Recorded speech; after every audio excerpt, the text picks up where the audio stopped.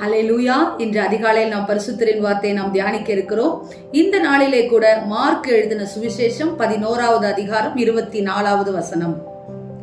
ஆதலால் நீங்கள் ஜெபம் பண்ணும் பொழுது எவைகளை கேட்டுக்கொள்வீர்களோ அவைகளை பெற்றுக்கொள்வோம் என்று விசுவாசியுங்கள், அப்பொழுது அவைகள் உங்களுக்கு உண்டாகும் என்று சொல்லுகிறேன்.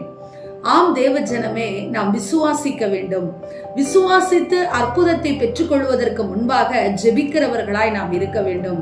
ஜெபத்திலே எவைகளை கேட்பீர்களோ, இன்றைக்கு ஓடிக்கொண்டிருக்கிற இந்த சமுதாயத்திலே தேவனை பார்க்க நாம் எடுத்துக்கொண்ட நேரங்கள் மிகவும் சில துளிகளாய் இருக்கிறது.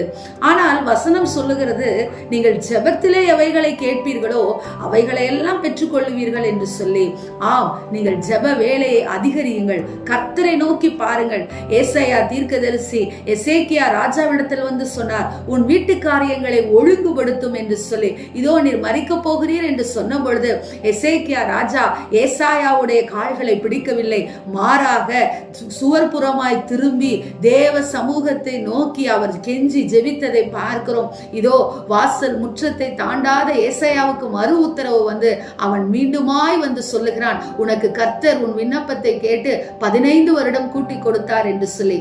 ஆம் தேவ ஜனமே, ஜெபம் வல்லமை உள்ளது. ஜெபம் நம்முடைய எல்லா காரியங்களை மாற்றக்கூடியது, நம் தேவைகளை சந்திக்க கூடியது. கர்த்தரிடத்தில் பேசுகிறது தான் ஜெபம்.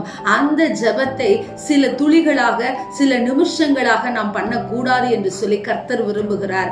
1 மணி நேரமாவது விழித்திருக்க கூடாதா என்று சொல்லி சீஷர்களை பார்த்து கேட்ட தேவனாகிய கர்த்தர் அவரே அதிகாலையில் இருட்டோடு எழுந்து ஜெபித்ததை நாம் பார்க்கிறோம். இன்றைக்கும் நீங்கள் ஜெபியுங்கள். ஜெபத்திலே எவைகளை எல்லாம் கேட்பீர்களோ அவைகளை எல்லாம் பெற்றுக்கொள்வீர்கள் என்று சொல்லி கர்த்தர் சொன்னபடியினாலே உங்கள் மரணத்தை கூட உங்களால் ஜெயமாக மாற்ற முடியும் என்பதை எசேக்கியா ராஜா தன் ஜெபத்தினாலே அவர் நிரூபித்து காட்டி இருக்கிறார். எனவே தேவ ஜனமே, ஜெபியுங்கள், ஜெப நேரத்தை அதிகரிங்கள். நிச்சயம் கர்த்தர் உங்களை ஆசீர்வதிப்பார். ஆமென். ஸ்தோத்திரம்.